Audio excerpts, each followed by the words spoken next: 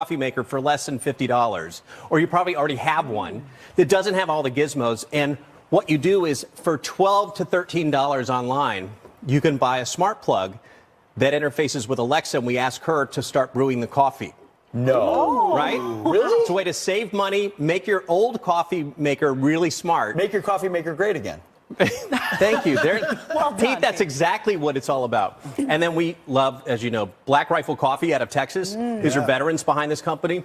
It's the only coffee we put in that coffee pot. We jump over to, this is what, the godsend of America. This is I use this every night. No, well, my husband does. I don't cook that much, but I found this on Amazon Prime now for $86. They're normally around $99 to $150, depends on the size and the features you get. Christmas chili. Christmas pot roast, you throw it in there so you can spend more time with the family and less time worrying about what's going on in the kitchen. Throw a whole meal together for the entire family and anyone who's passing by on Christmas Day. That is a total winner for really taking some technology that's now available and getting you going. Now, we talk about playing games on Christmas Day. We, of course, bring out the board games, but then there's some other ones, such as the ones that are available on Alexa.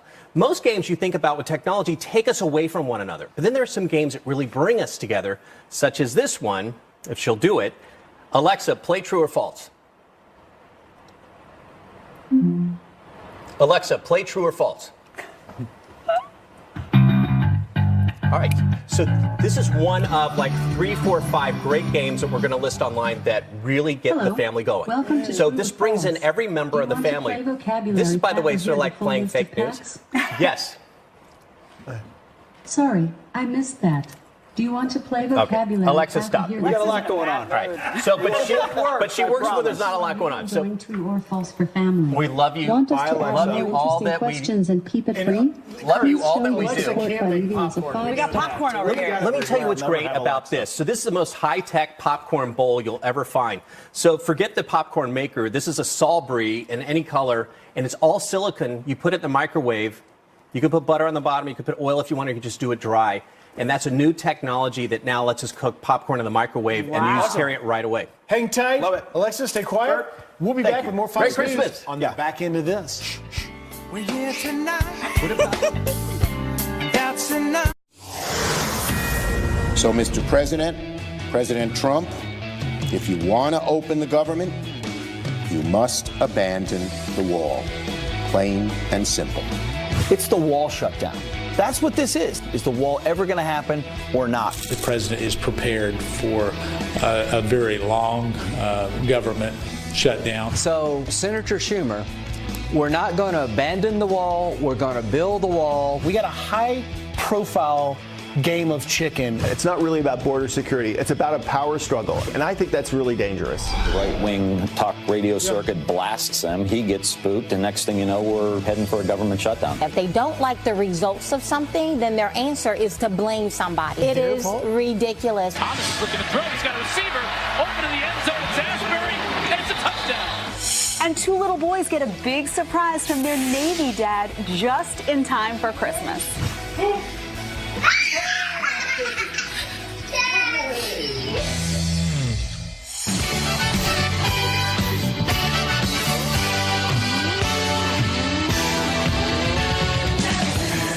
So you saw that Army highlight. They won. Welcome, by the way. Good morning. Morning. Jedediah, Griff. How you doing, guys? You know, nothing but the A-team here on the 23rd of December. Merry Christmas. Merry Christmas. Thanks for being here. But who wins a bowl game 70-14? The Army Black Knights won 70-14 against Houston in the Armed Forces Bowl. That's ridiculous. Everybody wins that way? Except for the Redskins. Who got beat last night, got beat which helps my Vikings, who are looking for the wild card in the NFC. So I'm feeling good this morning. What he's talking about, but it all sounds really good. But you know what? As a result of that, of not having that knowledge, which is important for a morning show, you're going to do the polar plunge.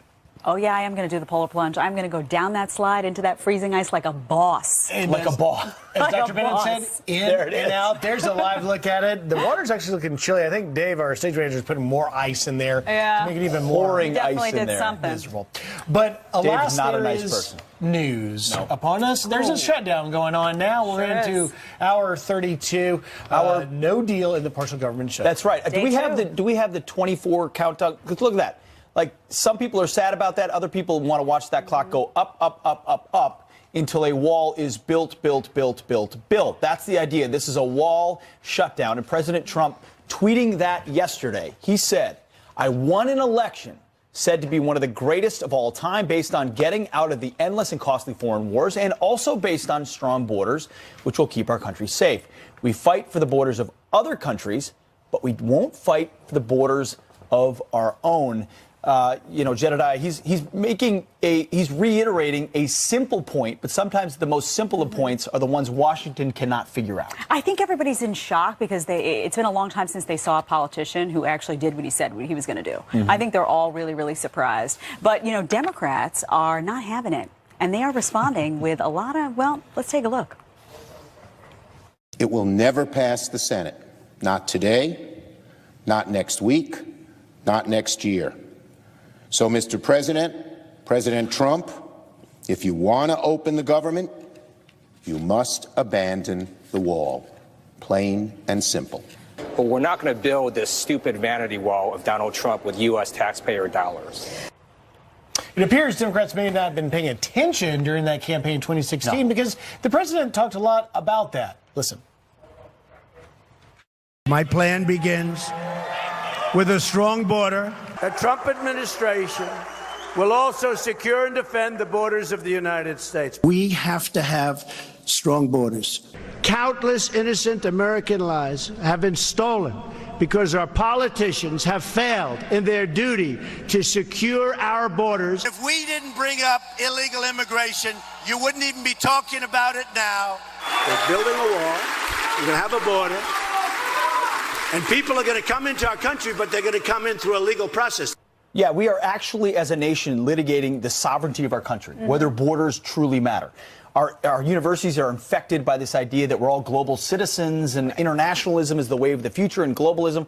President Trump says our flag, our patriotism, our freedom is special and to be preserved. When Chuck Schumer says abandon your wall, that is the last thing the president should remotely do. This shutdown will affect some people who will eventually get paid. I feel for them. It's Christmas. It's tough.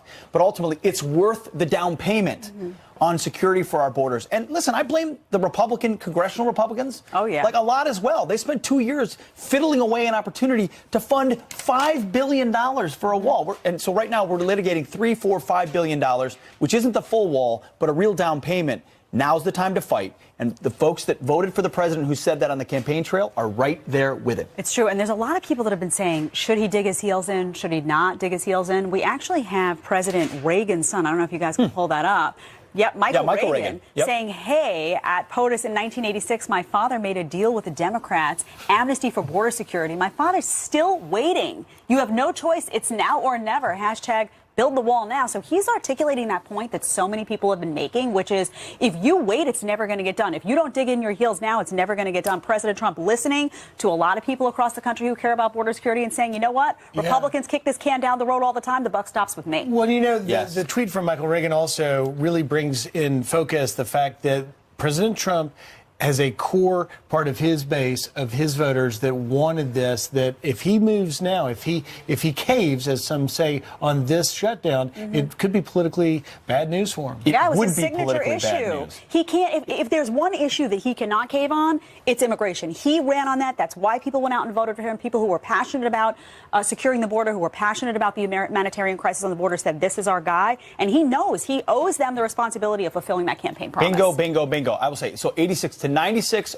06, 16 plus 2 years, 32 years, hashtag still waiting for the Democrats to fulfill their promise. Though Ronald Reagan, don't forget this, he gave amnesty to basically 3 million illegals in exchange for the promise someday down the line of border security, which is why when the president tweets out that those Democrats that say border security, they're lying to you like everyone else has. More agents, surveillance, drones, that's all fine.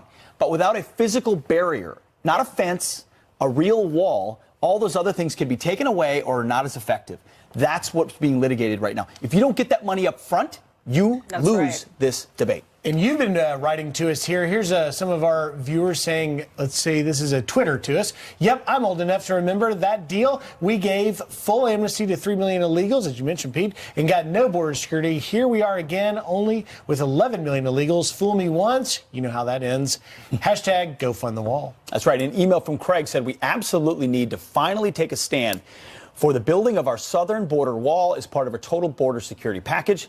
Congress, do your job. Jedediah, they're not in session. They don't come back until Thursday. Yeah, Will they do their job? That drove people crazy, too, because Trump was out there saying, you know what, I'm not leaving until this gets done. And then you had a lot of senators and a lot of congressmen. You know, it's no wonder their approval rating hovers around, what, like You know, that was a 40%? smart move and the right thing to do. The president was going to your point, was going to go down to Mar-a-Lago for the Christmas season. He's now at the White House and said he will stay there while all these other yahoos are flying back to their district and twiddling their thumbs and not getting a deal done. Well, it's going to get tougher, though, because no walls Nancy Pelosi is about to become speaker on January 3rd. Yeah. This fight's far from over. No walls Nancy. No walls Nancy. I think that wasn't always her tune, by the way. But it is now. It is now because Trump's continues. in the White House and you have to oppose everything he does.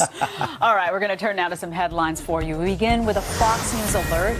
At least 222 people are dead and more than 800 injured after a volcano triggers a tsunami in Indonesia. Watch as floodwaters rushed a concert.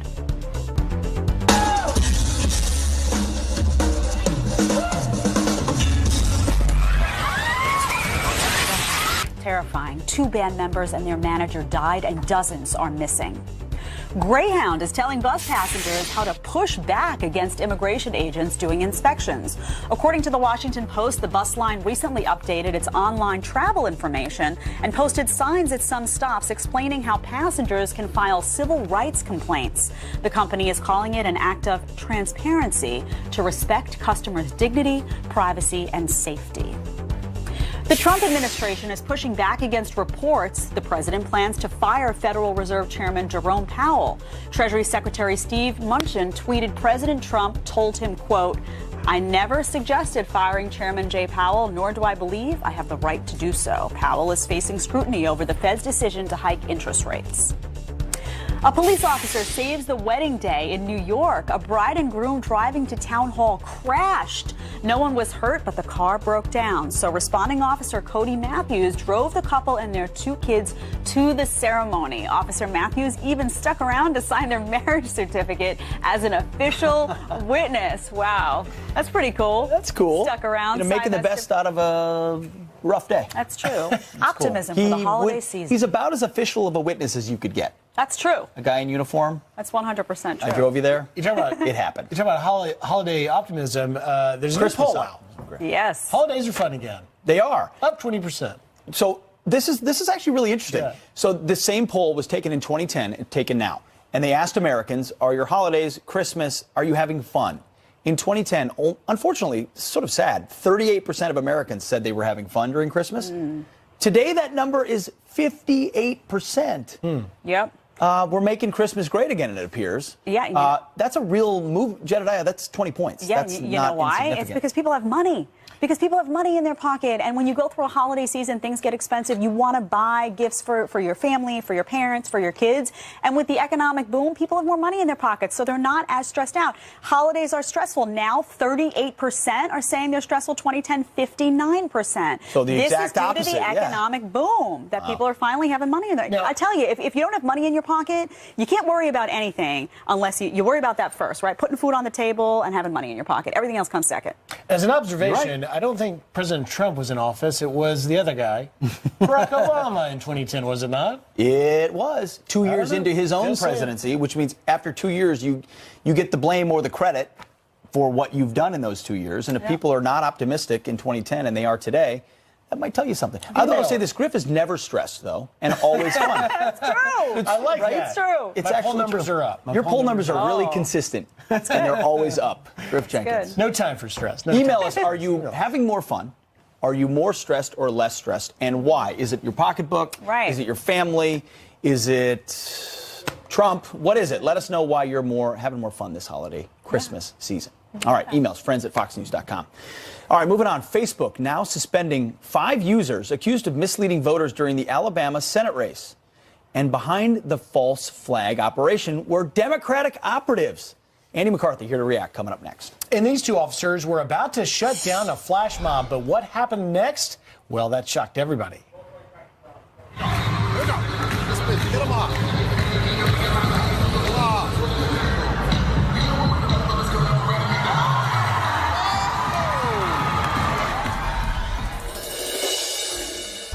Facebook suspending 5 users accused of misleading voters during the Alabama Senate race. The group of Democratic tech experts reportedly imitated Russian tactics to help Democrat Doug Jones defeat Republican Roy Moore. Here to react, Fox News contributor and former Assistant U.S. Attorney Andy McCarthy. Andrew, so nice to have you. What do you make of all this? Well, I actually think, Jed, that it's really just silly. I mean, you know, all of this stems from this to-do that the Democrats have wanted to make about the Russians using social media to tamper with the election. And I've always thought that that was a perilous road to go down because our government tampers with elections all over the world. We try to influence other elections. This is what governments do. What happened this time is the Russians tried to influence the election against the Democrats, so that for the first time ever gets people all whipped up. But the amount of money that was poured into that effort is a drop in the ocean of campaign financing. And it just seems to me that if everybody's using social media for these influential purposes, then that's kind of a field leveler. And I can't get whipped up about this stuff. Okay, so let's put this up. This is Facebook's statement saying they took action during that Alabama special election. They said, quote, "We take a strong stand against people or organizations that create networks of accounts to mislead others about who they are or what they're doing. We removed thousands of pages, groups, and accounts for this kind of behavior." And then also a statement from Jonathan Morgan, the individual involved, December 19th. This is what he said about the New York Times article that sort of laid all this out. He says, "I did not participate in any campaign to influence the public in any characterization to the contrary. Misrepresents the research goals, methods, and outcome of the project." But Andy, it seems to me this is really a glaring episode of hypocrisy on the Democrats' part. Yeah, and what he wants to say is, look, my heart was pure. I didn't do anything that would have hurt the Democrats, so why is everybody getting mad at me? I just... You know, look, I think as far as Facebook is concerned and these social media platforms are concerned, it's dangerous for them to cross into the idea of regulating content. It's dangerous for their own good, because if they get into the business of regulating content, then they're kind of implicitly responsible for the content they decide to leave up there. But if they want to have standards about, you know, that you have to represent yourself truthfully and, you know, you have to comply with certain standards of behavior, and they apply them equally across the board, you know, they're a private outfit, and the First Amendment doesn't apply to them. Yeah. And I think as long as they are, you know, transparent and objective, it would be fine. But I just think they're playing with fire if they start to regulate content. Andy, shifting over to Hollywood, who we know loves President Trump more than anything, Rob Reiner now accusing Trump of treason, tweeting out Donald Trump is committing treason against the United States of America. He is aiding and abetting the enemy in the war against ISIS and the cyber war against Russia. He has turned the world's oldest democracy into a wholly owned subsidiary of Vladimir Putin. GOP, wake up. Not a surprising tweet from him, but what do you make of it? Well, you know, look, I think that the president engages in a lot of hyperbole on Twitter, and it's a normal thing in politics that people on opposite sides hurl hyperbole at each other, but usually the president stays above the fray. In this instance, we have a president who politically thinks it's to his benefit, you know, to get into it up to his neck. And I think if you're going to do that, you're going to have a lot of this stuff. And I actually think it becomes a lot of noise. I don't know how much people really pay attention to it. Well, it's certainly a rant. I liked Rob Reiner when he was on All in the Family, but you guys are too young for that. I remember that. I remember that, actually. That's good. Yeah. Well, listen, Andy, listen, Merry Christmas, and don't go on any rants. Amen. Merry Christmas. Happy New Year to both of you. Merry Christmas. Same to you. All right, coming up, it's been years since President Obama said al-Qaeda was on the run. But this morning, they're back with a warning for the new year. Plus, the media bugging out after the president made key foreign policy decision this week. Did the president make the right ones? Our foreign policy panel is going to weigh in next. Is this the beginning of the end? We have a White House in crisis. If you are worried tonight, you should be. For you, 2 LSU football players questioned over a deadly shooting, Clyde Edwards-Helaire and Jared Small, have both been released after police interviewed them in connection to a shooting death in Louisiana. Their attorney says they acted in self-defense and are the only ones who called 911. It's not clear what led to the shooting. A UPS worker is caught on camera stealing packages he's supposed to be delivering. Watch as security footage shows the man rip open a package and stuff it into his vest in California. UPS telling the New York Post it is working with local law enforcement and the suspect no longer works for them. Pete? I saw the package. It looked like a video game controller. Just saying. Not good. All right. From President Trump's announcement to pull troops from Syria and Afghanistan, to Secretary Mattis stepping down, and now U.S. Special Envoy to fight against ISIS announcing his resignation, there's certainly no shortage of overreaction from some in the media. Is this the beginning of the end of what we have known as the Trump presidency? We have a White House in crisis. If you are worried tonight, you should be. The guardrails are down. The chaos has been unleashed. President Trump's roller coaster instincts plunged Washington into chaos. Yeah, thanks. But just 2 years ago, many in the media hyped the idea of too many generals. Here with a reality check is our foreign policy panel. Rebecca Heinrichs is a senior fellow at the Hudson Institute. Kirk Lippold, former commanding officer of the USS Cole. And Brigadier General Anthony Tata is the former deputy commanding general of U.S. forces in Afghanistan and the author of the novel Dark Winter. A lot of experts here. We're going to try to get to as much as we can. Rebecca, let me start with you. This week, what do you take from it? Well, look, President Trump was a bit impulsive. Even if you agree with some of the policy decisions the president made, he made them the wrong way. You can still make decisions about withdrawing some troops from Afghanistan. You can talk about what you want in terms of timeline in Syria, but you cannot do it suddenly the way he did it, because you're leaving our allies and our partners in a lurch, and you're really sending shockwaves across our allies who are paying attention to this. So I think it was a mistake. The sky is not falling, but I do wish that the president would listen to his military advisors and find a better way to do this in a way that makes sense to our allies and partners. Kirk, we're going to get to the merits of Syria and Afghanistan, but to the idea of there were too many generals. Now, when the generals leave, they were the ones that had the guardrails on the administration. Your reaction? I think it's an overreaction. When you look at it, what the American people, I think, really want is a president where they feel he has reached out, he has gone through a consultation process, he has done the analysis, he understands the implications not only of the decision, but the second and third order effects of it. So when it is made, they feel that it was well thought out. In this case, the president made the decision, and the American people don't have a degree of comfort. The guardrails aren't down. The sky is not falling. Things are not going to come into chaos. But nonetheless, I think it did create a little bit of churn here in Washington and across the nation, because there's a degree of discomfort. General Tata, did the public not set consultation aside, elect someone they wanted to disrupt a status quo that they didn't think was working? Yeah, that's exactly right, Pete. What you've got is a very successful businessman as president.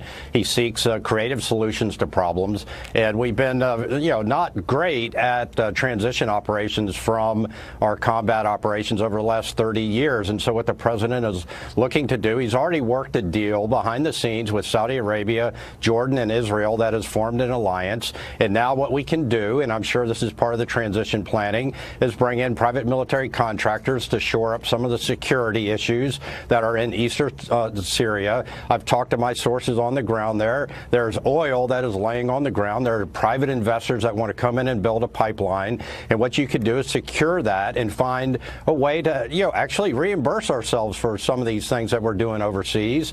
And you create that security, you get the private investment in there, and then all of a sudden you're able to ship oil to Turkey. You're able to get the Turks off the Kurds back. And you've got Israel, Jordan, and Saudi Arabia checking the Russian and Iranian influence. And I think the president's thought through all of this, and there's no need for him to announce that ahead of time. And I think it was fine. I don't believe, as Rebecca said, that it was chaotic. I think the president is disrupting the national security status quo here in D.C., which I believe is a good thing. Rebecca, I'll let you respond to that. The specifics of, American troops leaving Syria, but can there not be a solution there without that large of a footprint? Well, there's only 2,000 troops right now in Syria, and they're providing assistance. The people who are doing the bleeding and the dying, the bulk of that are the Kurds and the SDF, led by the Kurdish militia. And so the problem is, even if the president wants to make a decision to withdraw even that footprint, which I do think is a mistake to do it so immediately, but even if he thinks that's right, there's a way to go about it. Just a couple of days before he made the announcement, U.S. officials were telling our partners and allies that we would not be leaving immediately. And so, there's a currency there. There's trust that the United States has to cultivate with our allies. And if we lose that, then the United States isn't going to have partners and allies who are willing to carry a lot of the burden and the load. We've certainly done that in the past as well. Commander Lippold, let me ask you this. What's at stake today, and where do you see it going in both Syria and Afghanistan? I know that's a big question for 15 seconds. Pick one. Where do you see it going? I think the biggest concern is going to be Afghanistan. When you look at it at what's called the arc of instability running from China through Pakistan, Afghanistan, and over to Iran, we need to stay invested in that country. There are a lot of reasons, both geographically and politically, where we should be staying the course there. The bottom line with Afghanistan, if it is going to be successful as a nation, we are going to have to address the issue with Pakistan and the inter-service intelligence providing safe havens, financial support, and others. Until we stop that, Pakistan is going to continue to be the problem. That is true. Final point from a guy who commanded troops in Afghanistan, General Tata, on Afghanistan. Well, I think if we run a private military contractor test case in Syria, we can then look at the larger issue of bringing in private military contractors into Afghanistan and get us out of that 17-year war. The whole purpose for being there, Pete, is to deny sanctuary to terrorists. Yeah. And we have 175,000 Afghan National Army troops we've trained, 150,000 Afghan National Police troops we've trained. They're on the ground. I was part of all of that, as you know, and they're doing a good job. And it's tough. Nationalism in Afghanistan is tough because of the terrain there is so hard. And so what I see is a capability here. The president's trying something in Syria, and he's going to try it in Afghanistan. Well, the terrain and the tribal allegiances that all supersede any national identity. Thank you, all three of you, for your time this morning. I'm legitimately conflicted on a lot of these topics. No one has a crystal ball of how the geopolitics will shape out, but we're going to follow it closely. Thank you all, and Merry Christmas. Thank you, Pete. Appreciate it. Merry Christmas. All right, well, still ahead, Arizona Congressman Andy Biggs, former acting ICE Director Tom Homan, Maria Bartiromo, you know her, we love her, and House Majority Whip Steve Scalise, all here live, coming up on this Sunday edition on December 23rd. Plus, forget the oven this week. We're learning how to put Christmas dinner, of course, into the smoker. Live next. And we'll show you the tough boot camp that Griff and I had to go through to get ready for New Year's Eve hosting. We are doing mic drills, people. You are going to be interviewing machines. 5, 6, 7, 8. You, them, you, them, you, them, you. Jenkins, what is your major malfunction? My arm. My arm's tired. Yeah. Look at that. This is the Jenkins family taking New York City yesterday. Yeah, by storm. Right? The Jenkins girls in New York City and Manhattan is dangerous. Dangerous to my pocketbook. To your wallet. Yeah. And you guys have fun? We did.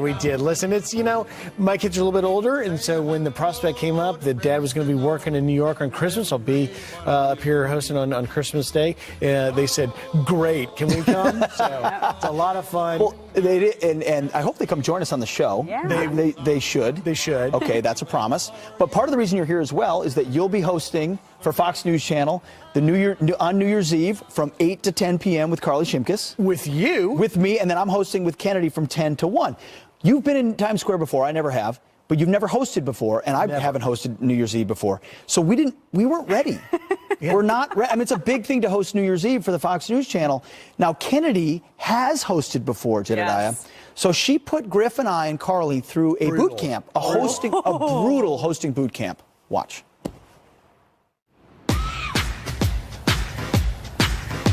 Welcome to the Fox News All-American New Year's Eve host boot camp. We are doing mic drills, people. You are going to be interviewing machines. 5, 6, 7, 8. You, them, you, them, you, them, you. Jenkins, what is your major malfunction? My arm. My arm's tired. Yeah, of course it's tired. You're going to be an interviewing machine. I will rip it off your body and beat you to death with it. The Fox News New Year's host boot camp is the most difficult, toughest, most rigorous in the business. That's why I love it. Ms. Shimkus, what was the first Times Square ball drop? 1907, ma'am. Very good. Mr. Jenkins, how many people are expected to ring in the new year on Times Square? 1 million, ma'am. Absolutely correct. Mr. Hegseth, how much does the New Year's ball weigh? Ma'am, I don't know. Hey, Hegseth, you drop and give me 2019. Yes, ma'am. Yes, ma'am. 1, 2, got a long way to go, boy. You know, I think I'm actually really getting the hang of this. I'm a little worried about Pete, though. I'm beginning to know that hosting New Year's Eve is going to be one of the hardest things I've ever done. And I'm a combat veteran. They want you on that square. They need you on that square. New Year's Eve host, are you ready? Yay! Come on, guys, that's not enough. I need more. I said, New Year's Eve host, are you ready? Yeah. Yes. Yeah, I'm ready. Yes, he's ready. Yes. He's ready. No. Too much. Sit down. Too much. Too much? Too much. Too much. No. You're ready. No. I'm ready. No. This group hit a lot of bumps in the road. A lot of bumps. I'm confident with my help, they'll be able to pull it all together. It's going to be amazing. So make sure you tune in. Happy New Year!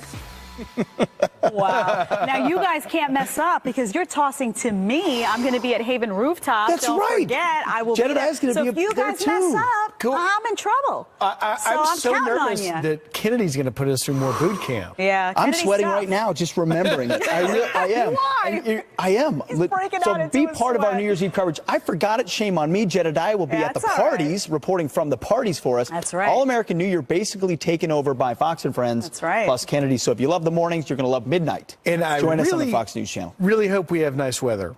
And I think know we who to are. ask about this. I'm going to be indoors, so. That's a great transition, Rick.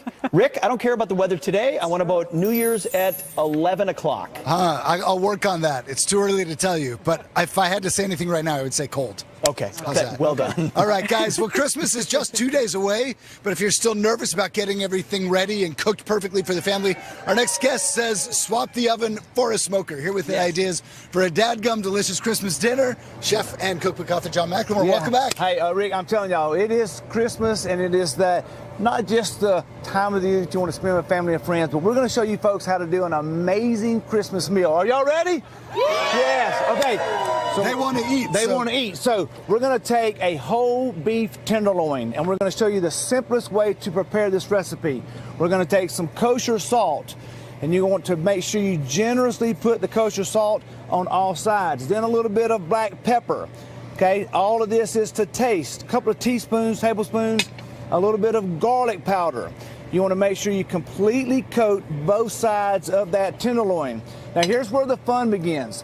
Masterbuilt is going to show you how to smoke that beef tenderloin. Now we put this smoker up to 275 degrees. We're going to put this on the bottom.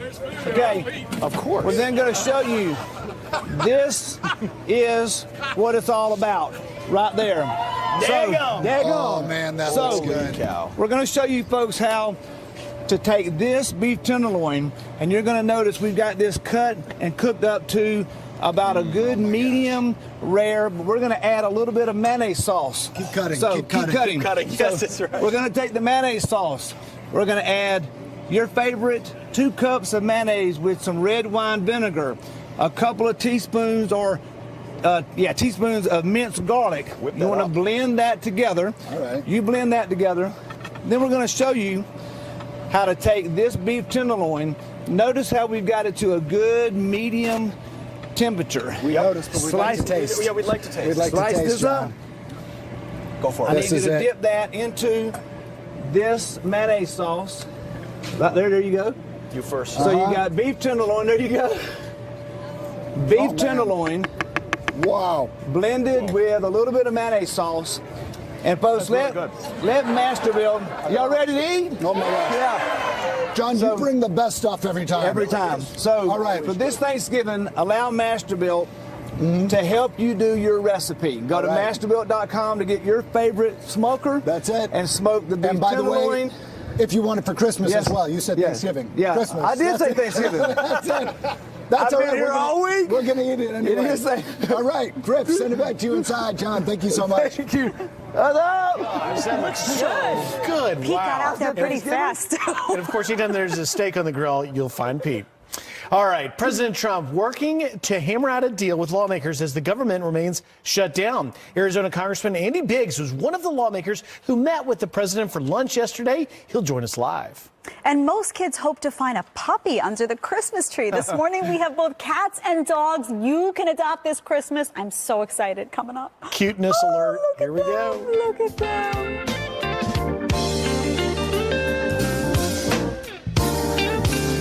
The White House with a group of lawmakers, including our next guest, to hammer out a deal over wall funding. So how'd it go? GOP Arizona Congressman Andy Biggs joins us now. Congressman, good morning. Thank you for joining us. Merry Christmas. Merry Christmas to you. Congressman, take us inside. You were just looking live at the White House. Take us inside that meeting. What was the conversation?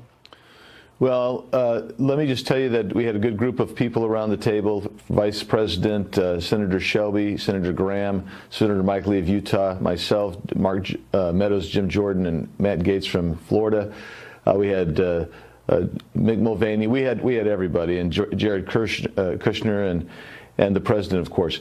Well, what we really came away focused on is how important it is to build this border wall, and the president is committed to that. And I think he came in locked in, he came out locked in, and the reality is this is a national security issue, it's a humanitarian issue, whether it's stopping drug trafficking or human smuggling. So this is a real issue, and you can't just give lip service to it. You actually have to build the wall because we know that walls work. So that was the conversation, I would guess, that I want to say is the commitment of the president. You talk about commitment. Did you get a sense, did the president say anything to you guys in that meeting that would indicate how long the president is prepared to go? We know Congress isn't going to be back until now, 2 days after Christmas, but how long is he willing to go?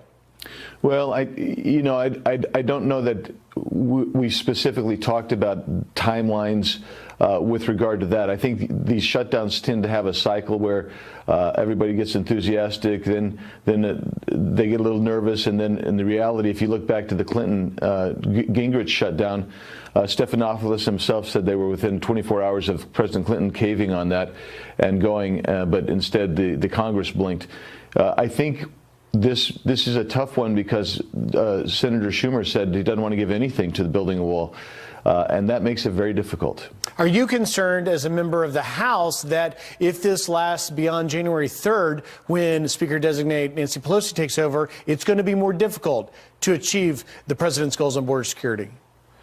Well, I am concerned that if we go past January 3rd and this is our last best chance, because after Nancy Pelosi takes over, she has said that she's not going to put a dime to border wall. She's okay with open borders now. She used to be for border security and border walls. She's not so much now, and that's because she's going to the left-wing part of her conference so much, and she needs the votes, and she's really close on the votes, and so she has to deliver on this.